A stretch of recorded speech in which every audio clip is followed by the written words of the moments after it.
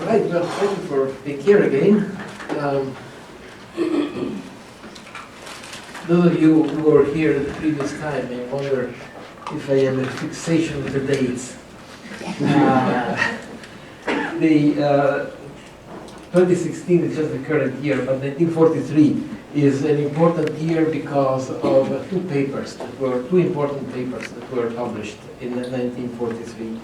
The first one being this one, on a pedigree of mental defects showing sex linkage by the now famous couple Martin and Ben, that gave the name to the condition for quite some times.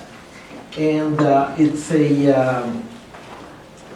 I think it's a paper more quoted than read, because if it were more extensively read, one would know that in fact, strictly speaking, these two authors did not describe syndrome.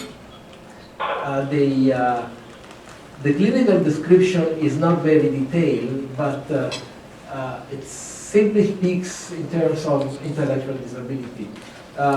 We have examined the 3 defective sons of 4-3, the 3 guys here, and re-examined all but one of the 6 defective grandsons of 3-4, these guys here. All these 8 and also 551 show a severe degree of dementia, their mental ages being between 2 and 4. In 7 of them, the dementia is simple. In the other 2, it is complicated by pronounced psychotic traits. No peculiar features, either mental or physical, have been recognized, which would serve to distinguish the disease which afflicts this family from other forms of dementia. They also mentioned the inspection of the genitalia, reporting them normal. So macroorchidism, if it was there, was not noted. The genetic, the description of the genetic aspect of this family was more astute, with the recognition of the sex-linked transmission, and more importantly, the recognition of 2 normal transmitting males. These were evidently carriers of the mutation, but because of some unknown factors, they were non-penetrant. And this pedigree is also a nice illustration of the so-called Sherman paradox. There are 5 generations here in this family, but essentially all of the cases are in the 5th generation. Basically what Sherman noted was that the carrier females have more affected children than affected brothers. That was a paradox at the time. Now we know why it is so. The same condition was described again and independently in 1969 by Herb Loves, who reported on some physical features. And again, the description of the phenotype was rather mild, but if we look at the picture, it's typically that of the Fragile X individual. And the major emphasis of this paper was on the marker X, which was a previously unreported feature indicating that there was something wrong on the X chromosome, as also indicated by the sex-linked pedigree. How do we know that the Loves and Martin and Bell described the same condition? Because in 1981, Richards et al. Were able to retrieve a number of individuals of the original Martin Bell pedigree, and they found them to test positive for the Fragile X, which was at the time the only laboratory test we had to finalize the diagnosis of Martin Bell syndrome, which then was dropped as an eponym, and now we always talk about Fragile X or FXS. The second paper of 1943 is the now historical description of Leo Kanner of autistic disturbances of affective contact. And again, it's a very interesting piece of medical literature that I would recommend students and fellows to read. This is just an excerpt from it, stating that the outstanding pathognomonic fundamental disorder is the children's inability to relate themselves in the ordinary way to people and situations from the beginning of life. Their parents referred to them as having always been self-sufficient, like in a shell, happiest when left alone. I feel this way myself sometimes. Acting as if people weren't there, and so on. There is, from the start, an extreme autistic aloneness that whenever possible, disregards, ignores, shuts out anything that comes to the child from the outside. Now, why am I quoting this paper? Because it is now normally reported that the autism is extensively present in Fragile X. Now, if we were to go by this definition, I would simply state, at least based on my experience, that there is no autism in Fragile X. But now the definition has changed, as you all know, and now we speak of autism spectrum disorder, which is a much more extensive definition, which includes milder cases, and now this is just a resume from DSM-5, and if we take this definition, then it is true that probably 50 to 60% of Fragile X children have ASD, or if you look at the cohort of ASD individual, it is said that about 5% of these will have Fragile X. Now, as to the comorbidity of the two conditions, I don't know. I'm not sufficiently expert to make any statements on the point, but my impression is that when you have intellectual disability, you have to have also some signs that might be recognized as autism spectrum disorder. So I would say that some aspects of ASD are intrinsic to any situation where there is intellectual disability.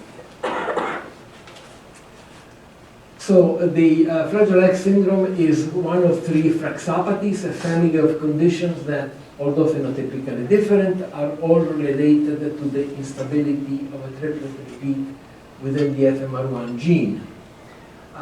Fragile X syndrome, Fragile X tremor ataxia syndrome, or FXS, and Fragile X premature ovarian insufficiency. And the prevalence of Fragile X syndrome is 1 in 3,000. This number is highly debatable. There are anything between 1 in 2,500 to 1 in 10,000. It is inherited as a semi-dominant X-linked trait with higher penetrance and expressivity in males compared to females. The history, we have already seen some of it. The gene, the FMR1 gene, was discovered in 1981. The first mouse model was made in 1994, and in the years 2000, there have been the start of clinical trials, and we will say the core of the talk will be about clinical trials. To paraphrase a famous dictum, nothing makes sense in FXS except in the light of the FMR1 gene and its instability. The gene is, the structure of the gene is summarized here. There is a promoter, there is a exon 1 with a UTR, then there is a large intron, and then there are the other exons and the 3' UTR. And within the 5' UTR, there is a variable number of CGG repeats, and depending on this number, we can essentially recognize 3 major classes of alleles. The normal alleles, where the number of repeats is between 5 and 55, and where the gene functions normally.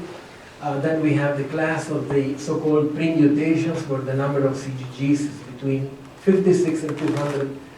There is an excess, the gene is still active, but there is an excess of messenger RNA, and it is probably this excess of messenger RNA which is the cause of the Fragile X tremor ataxia syndrome. Then we have the class of the full mutation alleles with more than 200 CGGs, and when this threshold of 200 is exceeded, all the cytosines become methylated, and the activity, the transcription of the gene is stopped. There is lack of the FMRP product, which, as we shall see, is presumably or certainly the cause of the symptoms of FXS. But then there is also a class of rare alleles where the number of CGGs again exceeds 200, but there is no methylation. These alleles fail to methylate, and therefore they remain active. And we'll describe some individuals who are carriers of this unmethylated full mutation.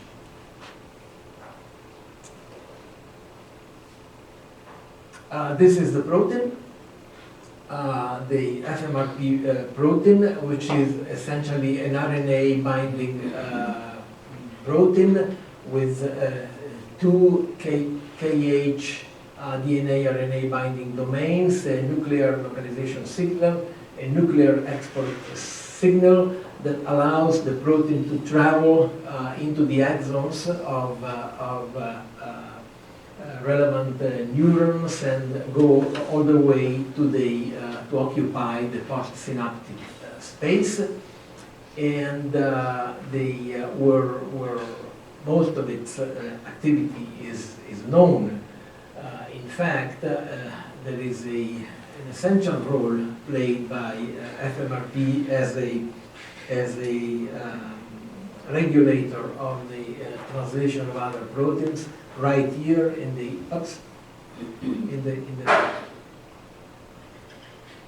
postsynaptic space, when the synapse is excited by, for instance, glutamate, then a number of pathways are set in motion, and the ultimate result of this is the translation of a number of polyribosomes that are already present in the postsynaptic space. And the function of FMRP is that of regulating this translation in terms of keeping it down, not allowing it to be excessive. This process of postsynaptic activation is measured, can be measured electrically with a microneedle, and it results in a response which is called a long-term depression. Now, in a normal condition, the response to a glutamate stimulus will be contained. Long-term depression will last only a certain number of seconds, and that's because of the presence of FMRP, which curbs the production of proteins here. But if FMRP is absent, then LTD is excessive, and interestingly, this also results in a morphological change of these which are called the dendritic spines. In fact, you can see it here. This is the morphology of a dendrite with the dendritic spines attached to it in a normal mouse, and this is its counterpart in a knockout mouse. See longer and more numerous dendritic spines compared to the wild type. Now, the physical phenotype is certainly well known to all of you, so we can proceed rapidly here. Macrocrania, elongated face with tall forehead and prominent jaw, malar hypoplasia, large ears, which are usually quite evident, highly arched palate, macroorchidism, joint hyperlaxity, mitral valve prolapse, congenital muscular hypotonia, and in the brain, occasionally, not every time, increased size of the caudate nuclei and hippocampus, and cerebellar vermis hypoplasia. And then histologically, the increase of dendritic spines. So this is not a very, should I say, severe phenotype. If you look at the faces, they are recognizable, but they are essentially more or less normal faces, I would say. With a tendency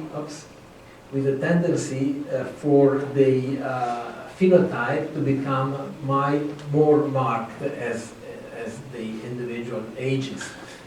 Probably because the hypotonia of the face has something to do with the phenotype becoming more evident.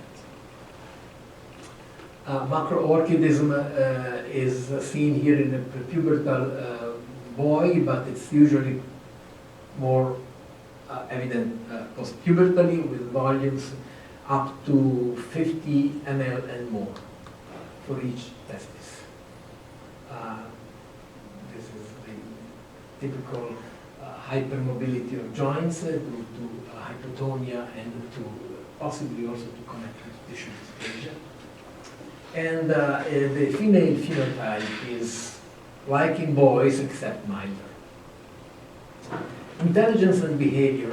ID is usually of moderate degree and involved with large margins of variability. It is the behavior which is rather typical. I would say even more typical. The behavioral phenotype is even more typical than the physical phenotype, with anxiety as being the most prominent manifestation.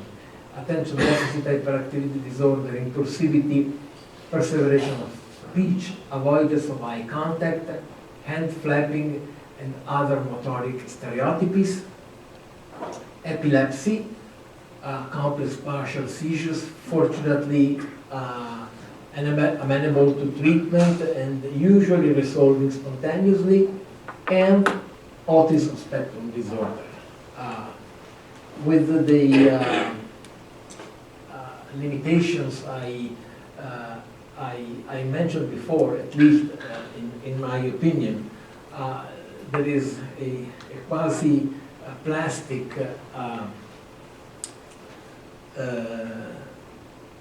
evidence, I would say, in this photograph, which I took a few years ago, indicating that there is nothing in these four boys of what Kanner had described as autism. So, as I said, the treatment has become a very important issue in recent years after we came to realize that the mechanism of the disease, the way the lack of FMRP operates, allows for making hypotheses on how the defect can be treated. So, which strategies for the pharmacological treatment of the Fragile X syndrome. And first of all, why should FXS be a suitable target for a pharmacological treatment? In my opinion, because of its causal homogeneity, it's always the same mutation except for few rare cases, the phenotypic consistency, the apparent lack of irreversible damages, the reversibility of the neuronal phenotype, which has been shown in mutant conditional mice, some knowledge of the underlying molecular mechanisms, especially this response to glutamate stimulation of the synapses, and in our opinion, the preservation of the open reading frame of the FMR1 gene. Even in a full mutation, the open reading frame is there, it is intact, and we started to think in terms of the possibility of reactivating it. In fact, we see two possible approaches to the cure of Fragile X. One which we have pursued largely, which is the reactivation of the transcriptionally silent mutant gene, and two, compensation for the lack of the FMRP protein. As I just said, we are concentrated mostly on this part, but we have done some work also on the second approach, and if there will be time at the end, I will deal with that. So, in terms of possibility of reactivating the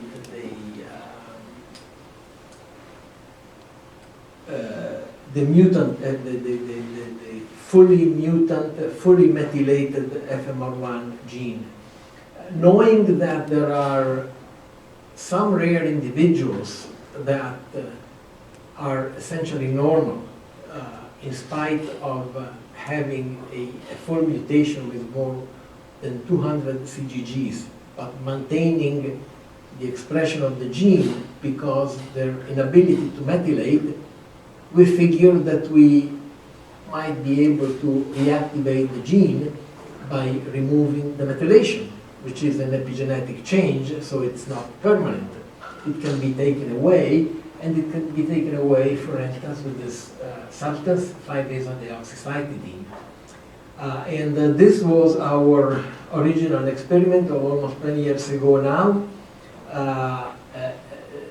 Each pair of lanes, 2, 3, 4, 5, 6, 7, etc., are indicate cell lines from Fragile X individual, and none expressing the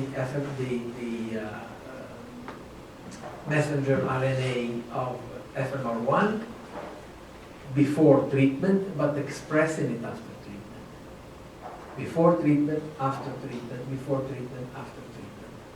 And if we looked at the cells themselves, with antibodies that reveal the presence of FMRP, this is what the cells look like if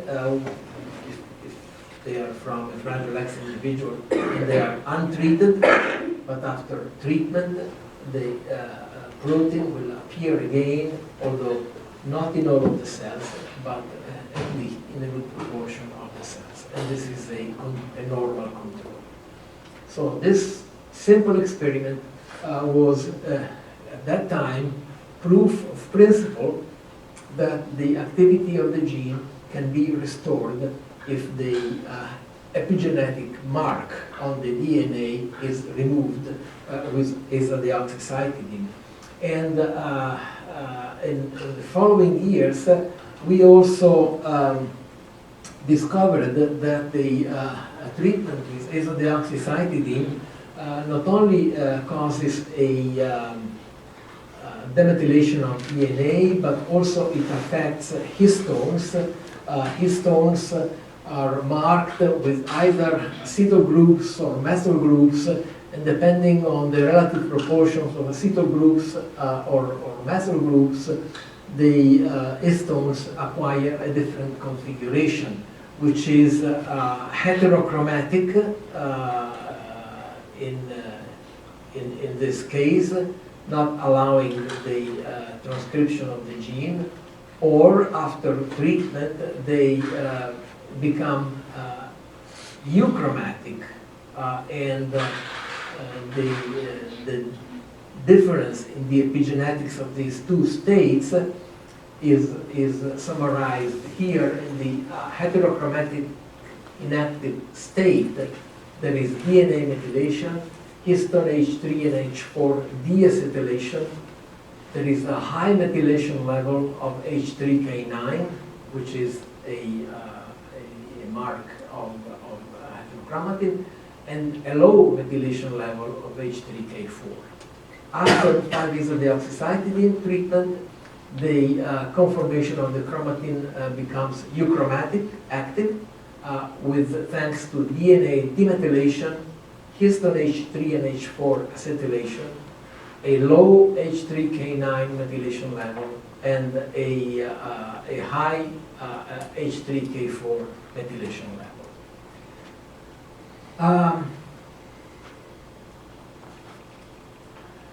A question which has been asked a number of times upon the presentation of this data is the following.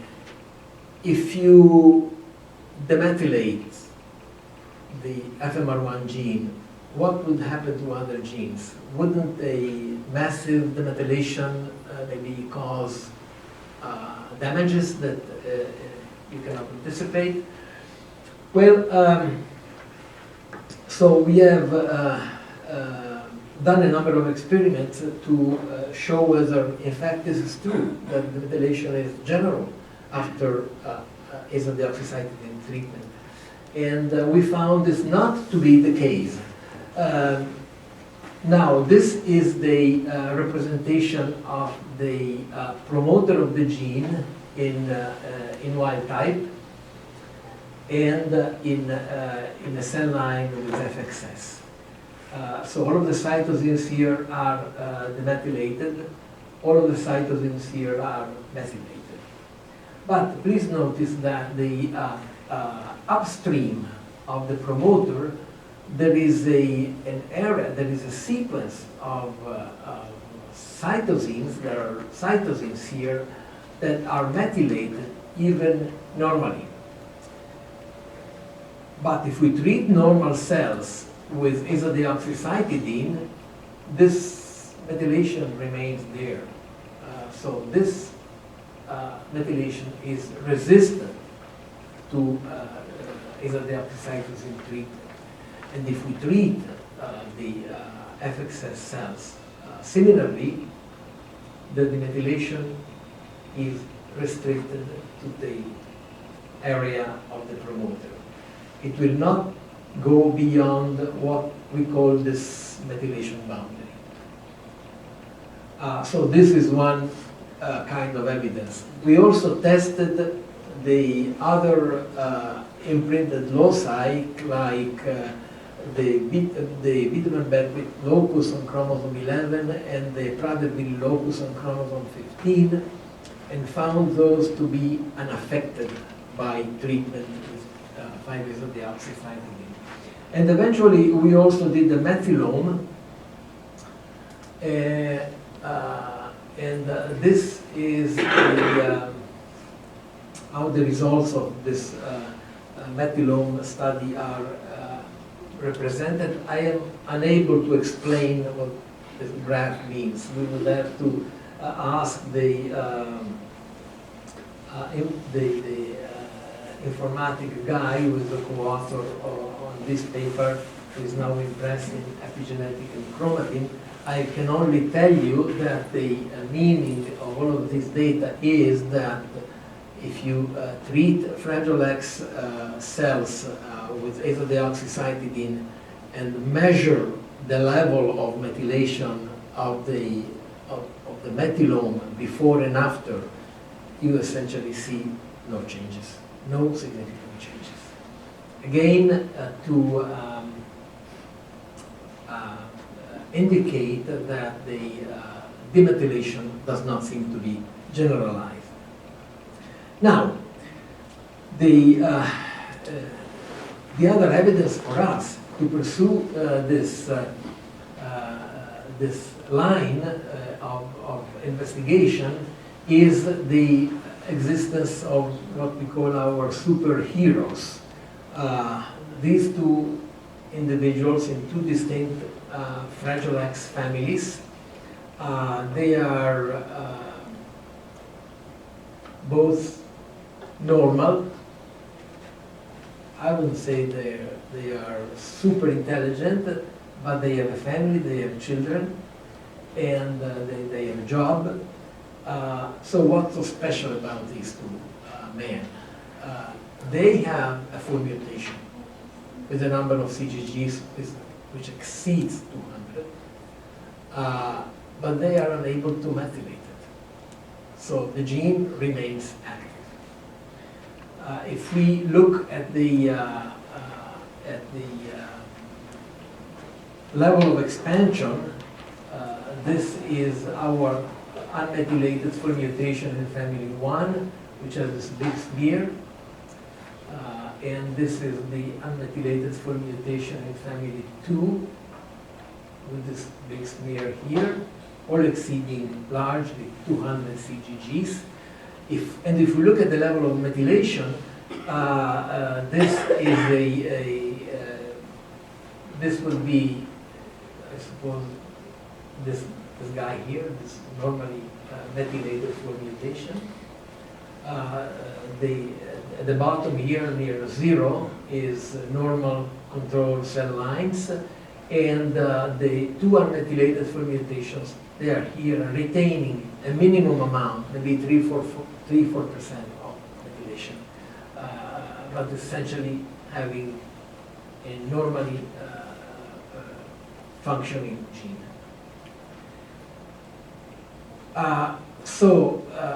Given this evidence, our goal continues to be that of converting a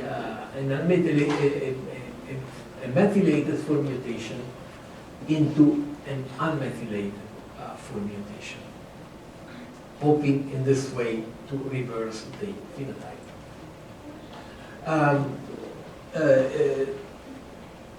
To try and find our ways into the possibility of doing this conversion, we looked at the number of factors that might be influencing this phenomenon.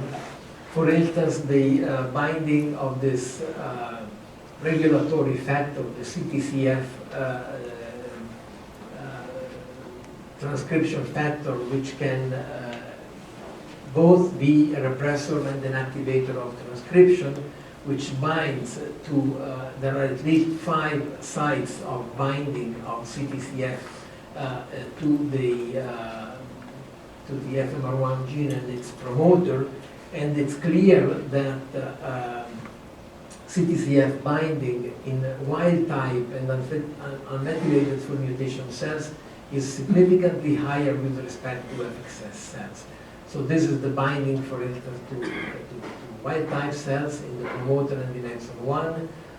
This is the binding in Fragile X cells near 0, and this is the binding to unmethylated full mutation, which does not seem to be very different from Fragile X cells, but if you consider the log scale, in fact, this is more in the range of normality than in the range of Fragile X. So this being the situation, we asked ourselves what would happen if we were to knock down CTCF with RNA, with siRNA, which we did. Oops, sorry. Which we did, and in fact, siRNA works to knock down CTCF in wild type and in unmethylated full mutation cells. and we expected that this might cause a change in FMR1 transcription, which in fact it does, but not to a large extent, and not in all of the experiments. So we came to the conclusion with the CTCF that it may have some role in regulating FMR1 transcription, but not a major one, not one who might be the key for understanding why the unmethylated full mutation cell lines do not methylate and continue to express. Similarly, we did with the CGGB binding protein, which again binds to wild type, binds to pre-mutation cell lines, binds to unmethylated full mutations, both in the promoter of the FMR1 gene and in exon 1, but it does not bind in fragile X alleles. So the binding of CGBP1 is to FMR1 is methylation sensitive. And if we remove methylation with azodeoxycytidine, the binding of CGGBP1 to promoter and exon 1 will be restored. Suggesting that this might have something to do with transcription again. But when we measured when we did the knockout of this protein from wild type or unmethylated full mutation cells, and the knockdown works perfectly normal, the causes the disappearance of this protein, the unbinding of this protein, the production of FMR1 messenger RNA was not significantly changed. So again, we had to conclude that the depletion of CGGBP1 does not alter the transcription of FMR1 in both wild type and UFM cells. So even this, not a critical factor in making this important decision, which occurs at about 12 weeks of embryonic development, when an allele with more than 200 CGGs will become methylated. Thanks to the action of possibly methylator gene, we don't know. And if this methylator gene is mutant, this would not happen, and the allele will remain unmethylated. So we started out to do an exome study, not total exome study, but we interrogated about 4,500 genes that might affect somehow methylation, and when this was done according to the rule with the number of filtrations, we came to the conclusion that no mutation obviously disruptive to the silencing process was identified. So of all of the genes that we interrogated for possible mutations that might explain why unmethylated full mutations failed to methylate, we didn't find any variant that might explain this phenomenon. Some more interesting indications came from the production of iPS cells. When you do iPS cells from, in this case, from unmethylated full mutations, 1 and 2, we have two individuals, as I said, then you will have some clones with different levels of expansions. And interestingly, and this is new data that was submitted, and we don't know yet what is going to be on this paper. Interestingly, there will be a majority of clones that remain unmethylated, predictably. But a few where the number of CGG exceeds, in this case, 500, will become methylated. And similarly in this other case here. So this, to me, is an important indication saying that these individuals are not intrinsically unable to methylate, except that their threshold of methylation is higher than in a regular Fragile X individual.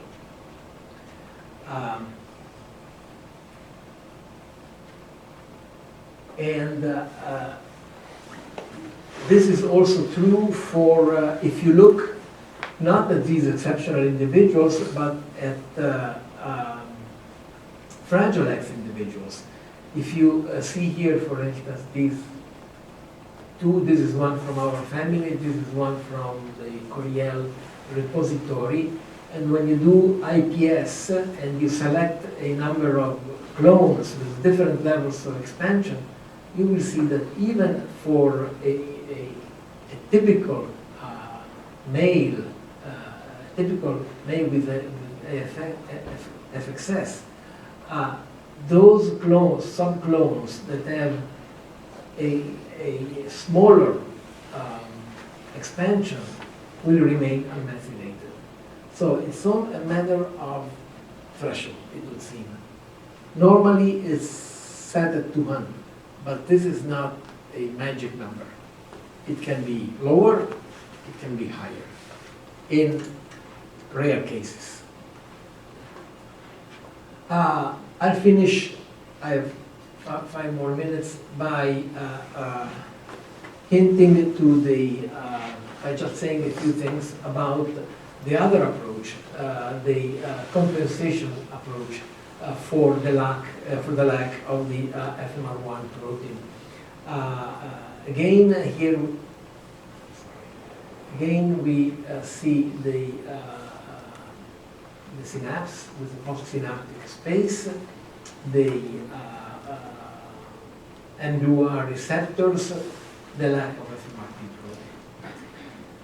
Now, the idea is the following. If in case of absence of FMRP, and this so-called Baer-Warren hypothesis, in the case of FMRP, there is excess of transmission, so to speak. Couldn't we try and slow down this transmission by inhibiting the activity of these receptors for AMPA, for NMDA, for mGlu5, for the glutamate? In fact, or for GABA receptors for that matter, that have the opposite effect. So a host of substances have come into play in recent years as possible inhibitors of this excess of signal which occurs in a Fragile X synapse. And all of these, most of these have been tried in preliminary clinical trials. Together with Novartis, we have tried Mavoglurant, the AFQ 056. And but like I said, there are many others that have been tried, not only for the inhibition of the metabotropic glutamate receptors with this Novartis product, other Roche product, but again, with other receptor and methods, D-aspartic acid modulation with memantine, AMPA receptor modulation with CX516, GSK3 modulation with lithium, GABA receptor stimulation with acamprosate and albatrofen. These are all reviewed in this recent paper. In our case, we did the AFQ 056 trial depending on whose effects were measured with the ABCC scale. And the initial analysis appeared to be to indicate no effect. But then when two subgroups were divided out of the 30 or so who were enrolled in the trial, which was double-blind, placebo-controlled trial, it was found that the